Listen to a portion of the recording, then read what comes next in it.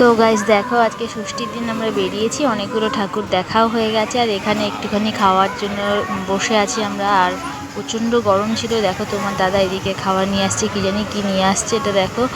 তো এই খাবারটা, এর আগে আমরা মোমো খেয়েছি, সেখানে ভিডিও করা হয়নি, সেটা তোমাদের সঙ্গে শেয়ার করতে পারলাম না। আর এখানে দেখো ফিশ ফিঙ্গার, আর এটা শায়দ ডিমের ডেভিল এরকম টাইপের কিছু হবে, ডিমের চপ এরকম। তো আমি আর আমার ছেলে দুজনে নিয়ে বসে পড়লাম, ওইদিকে তোমার দাদার রয়েছে হাতে। তো তো চলো খাওয়া যাক। খুবই টেস্টি ছিল খাবারটা। আর এত গরম, এতক্ষণ ঠাকুর দেখার পর বেশ একটু খিদে খিদে পেয়েই গেছিলো। আর খুব সুন্দর লাগছিল।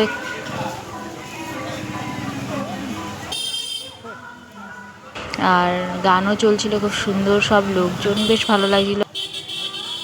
তার মধ্যে প্রচণ্ড গরম ছিল, প্রচণ্ড গরম, মানে কি বলবো। আর খুব টেস্টি ছিল খাবারটা।